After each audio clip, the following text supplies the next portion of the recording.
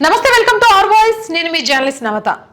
మొత్తానికి లోక్సభ ఎన్నికలకు సంబంధించి సర్వేల మీద సర్వేలు బయటకు వస్తూనే ఉన్నాయి, సర్వే రిపోర్ట్స్.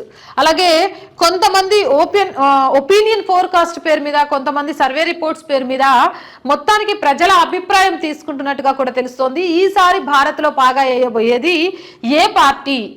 అయితే సర్వేలు ఏమైనా కానీ మోదీదే హవా, బీజేపీదే గెలుపు అంటూ ప్రతి సర్వే రిపోర్ట్ కూడా వస్తోంది. అయితే సర్వే రిపోర్ట్లలో బీజేపీకి మోదీకి సీట్లు పెరుగుతుంటే అంతే స్థాయిలో కాంగ్రెస్ ఓటు బ్యాంక్ అంటే ఓటు షేరింగ్, గెలవబోయే సీట్ల సంఖ్య కూడా పడిపోతుంది.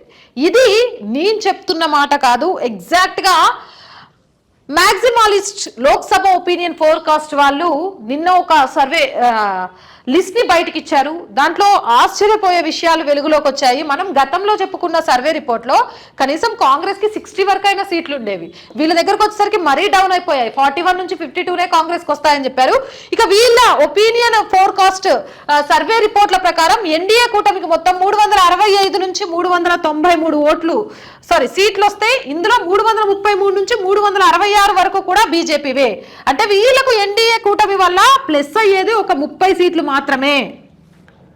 30 కూడా కాదు, దర్దాపు 27 నుంచి 30 సీట్లే ప్లస్ అవుతాయి. మొత్తం ఎన్డీఏ కూటమిలోనే హైయెస్ట్ మెజారిటీ బీజేపీకి రాబోతోంది. ఎన్డీఏ కూటమే కాదు, మొత్తం భారత్లోనే అత్యధిక సీట్లు ఈ పార్టీ గెలుచుకోబోతోంది. అంటే ఎన్డీఏ కూటమితో వీళ్ళకి వచ్చేది ప్లస్ అనేది 27 to 30 సీట్స్ మాత్రమే. ఇక ఇక్కడ ఒకసారి ఇండి కూటమి గురించి మాట్లాడుకుంటే ఇండి కూటమికి 74 నుంచి 95 సీట్లు వచ్చే అవకాశం కనిపిస్తోంది. ఇందులో కాంగ్రెస్ కి 41 నుంచి 52 సీట్ల వరకు రావచ్చు అని చెప్తున్నారు. అంటే కాంగ్రెస్ ఓటు బ్యాంకు అనేది రోజు రోజుకు పడిపోతోంది. లోక్సభ ఎన్నికలు దగ్గరకు వస్తున్న దగ్గర ఓటు బ్యాంకు అలాగే గెలిచే సీట్ల మీద ఆసక్తి పెరగాలి, ఓటు బ్యాంకు పెరగాలి. కానీ ఇక్కడ అనూహ్యంగా కాంగ్రెస్ పడిపోతూ వస్తుంది, మనం చూస్తున్నాం. అలాగే మిగిలిన పార్టీలకు సంబంధించి 57 నుంచి 72 వరకు కూడా రావచ్చని చెప్తున్నారు. గతంలో ఇచ్చిన సర్వేలో ఇందులో 18 నుంచి 20 సీట్లు వైఎస్ఆర్సీపీకి వస్తాయని చెప్పారు. అంటే ఇక మిగిలిన సీట్లని మిగిలిన వాళ్ళు పంచుకున్నట్టుగా కూడా తెలుస్తుంది. అయితే వీళ్ళు మాత్రం ఆదర్శాన్ని ఇచ్చారు, కానీ మిగిలిన ఏ పార్టీలు ఎన్ని సీట్లు గెలుచుకుంటాయి అనే అంశంలో మాత్రం సరైన క్లారిటీ ఇవ్వలేదు. కానీ సర్వేలు గత 15 రోజులుగా కూడా మనం చూస్తున్నాం. ఇంకా దగ్గర పడుతున్న కొద్దీ సర్వేలు అనేవి పెరిగిపోతూ ఉంటాయి. ఏ సర్వేలు రాని చివరికి ఫైనల్ గా చెప్తుంది ఒకటే, భారతదేశ వ్యాప్తంగా మోడీ హవా నడుస్తోంది. మోడీని మళ్ళీ ప్రధానిగా చూడాలి అనుకుంటున్నారు భారతీయులంతా, బీజేపీకి పట్టం కట్టాలి అనుకుంటున్నారు. దానికి కారణాలు మనం గతంలో చెప్పుకున్నాం, ఇప్పుడు కూడా మళ్ళీ చెప్పుకునే ప్రయత్నం చేద్దాం. అయితే ఇవి గెలుచుకునే సీట్లు అయితే మీకు ఓట్ షేరింగ్ శాతం కూడా ఇచ్చారు వీళ్ళు. ఎన్డీఏ కూటమి 49 నుంచి 53% ఓట్ షేరింగ్ ఉంటే బీజేపీ 43 నుంచి 45%, అలాగే ఇండి కూటమి 26 నుంచి 28% అయితే కాంగ్రెస్ 19 నుంచి 21% ఓట్ షేరింగ్ ఉంది. ఇక ఇతరులకు 12 నుంచి 14% కూడా ఓట్ షేరింగ్ కనిపిస్తోంది. ఇంత అనూహ్యంగా కూడా ఈ ఓట్ షేరింగ్ కానీ ఇక్కడ చూసారా, 2 జాతీయ పార్టీలే. అంటే కాంగ్రెస్ కి డబల్ కన్నా ఎక్కువ ఓట్ షేర్ బీజేపీకి ఉంది. దీనికి బై స్క్వేర్ వేస్తే బీజేపీ, కాంగ్రెస్ బై స్క్వేర్ వేస్తే బీజేపీ సీట్లు గెలుచుకుంటోంది. ఇక్కడైతే చూడండి, 52 ఎక్కడ, 366 ఎక్కడ. నక్కకు నాగలో కానీ చిన్నప్పుడు చెప్తుంటారు కదా మనకు, గా వ్యత్యాసం కనిపిస్తోంది. ఇంత వ్యత్యాసం వచ్చే విధంగా పడిపోవడానికి ఇది, లేవడానికి ఇది, పడిపోవడానికి ఇది కారణం ఏంటి అని అంటే ఎన్నికల నేపథ్యంలో జరిగిన కొన్ని పరిణామాలు. ఫస్ట్ ఆఫ్ ఆల్, కాంగ్రెస్ ప్రభుత్వం పాలించిన అన్ని రోజుల్లో భారతదేశంలో ఎలాంటి అభివృద్ధి జరిగింది?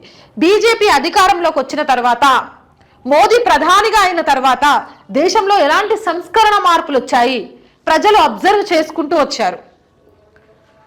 ప్రజలు ఏం జరుగుతోంది దేశంలో, ఎలాంటి మార్పులు వచ్చాయి అనే విషయంలో చాలా క్లియర్ అండ్ కట్ గా ఉన్నారు. ఏం తెలుస్తోంది ప్రజలకు? ఏం తెలియదు. మనం ఏం చెప్తే అదే నిజం అనుకుంటాం. ఎన్నికలకు ముందు డబ్బులు ఇస్తే ఓట్లు వేసేస్తారు, లేకపోతే ప్రజలు ఆలోచించట్లేదు అనుకుంటే అది తప్పు.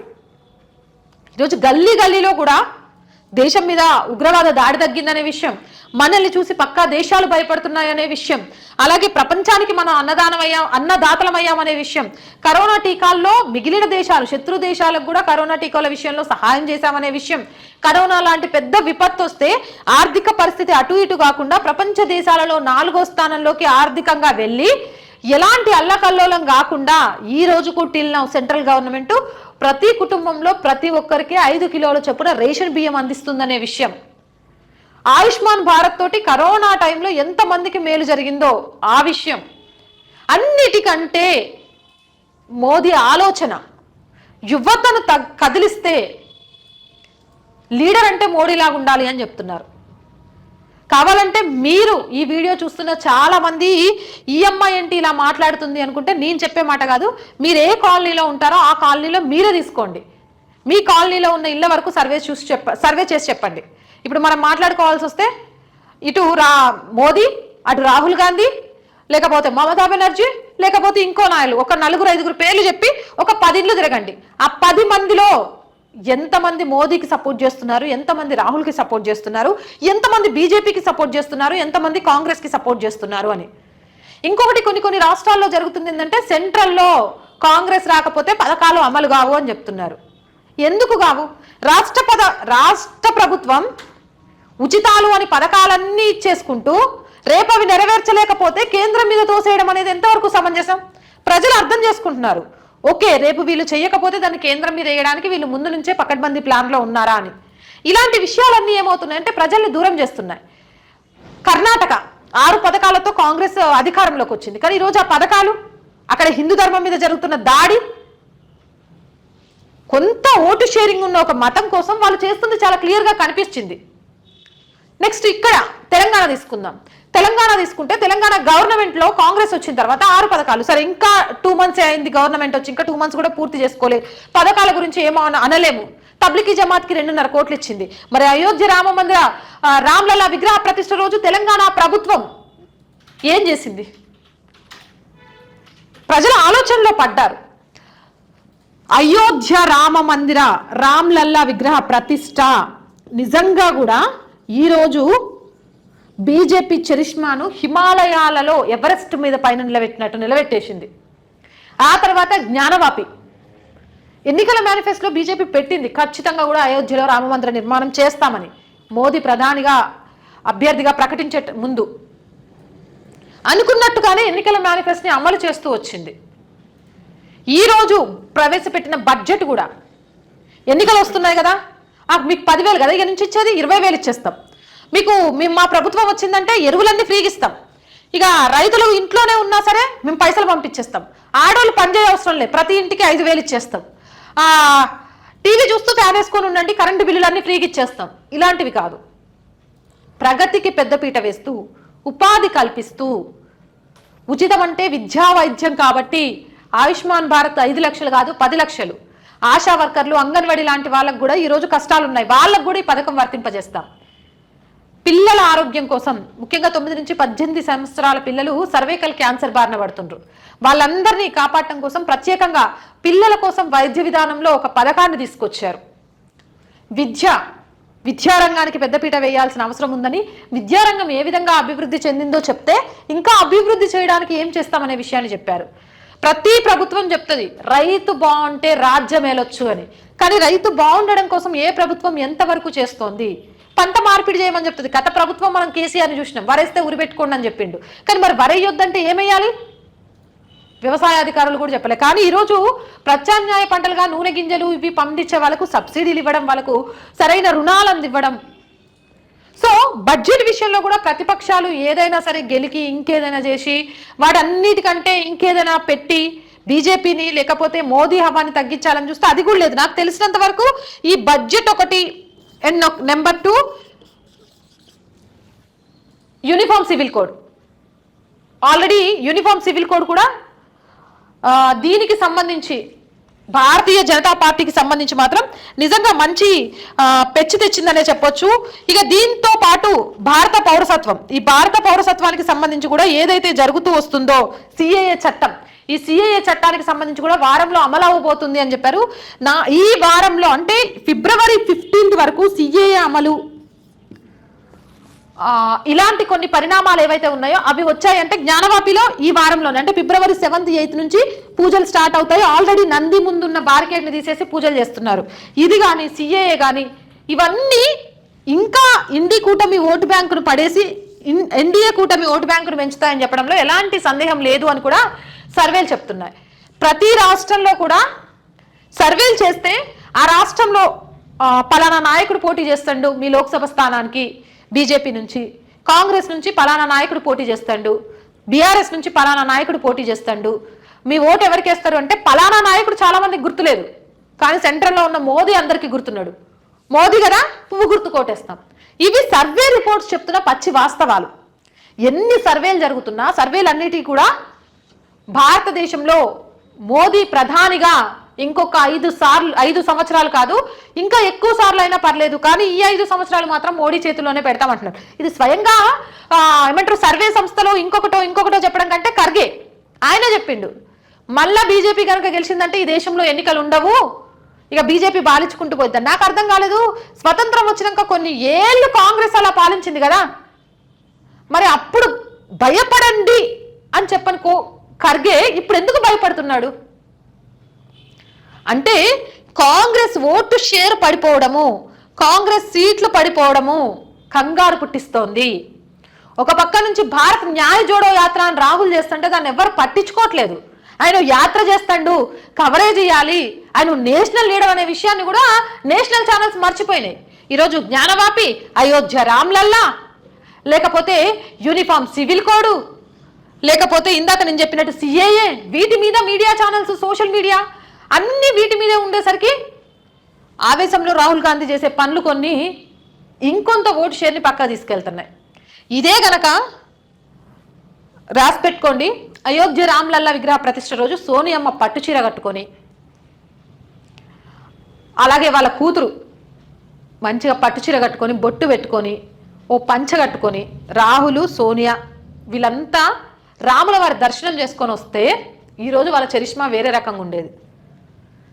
పోని వెళ్ళలేదు, బీజేపీకి పేరు వస్తుందని. అది బీజేపీ కాదు, రాముడు అంటే దేశానికి మొత్తం. వదిలే, కర్ణాటకలో ఉందైతే నీ ప్రభుత్వమే కదా, ఆంజనేయ స్వామి జెండా దింపేస్తుంటే, రామ్లల్లా విగ్రహకు శిల ఇచ్చినందుకు 80,000 ఫైన్ వేస్తుంటే, అరే బాయ్ గా కార్యక్రమం ఉందంటే బీజేపీ అని ఆపాదించినాను. కానీ రాముడు అందరోడు గా రాయిస్తే మన ప్రభుత్వమా, మనం గొప్పగా చెప్పుకుందాం కాంగ్రెస్ ఇలాకా నుంచే వెళ్ళిందని, ₹1 తీసుకోవద్దు, ట్రాన్స్పోర్ట్ ఖర్చు కూడా మన ప్రభుత్వం పెట్టుకుందాం, క్రెడిట్ లో మనం కూడా కొంచెం వేసుకుందాం, రామరాజ్యాన్ని మనం కూడా కోరుకుంటున్నాం అని చెప్దాం అని చేసుంటే వేరే రకంగా ఉండేది. నువ్వనువున దాడే కనబడట్లే, చూస్తున్నారు.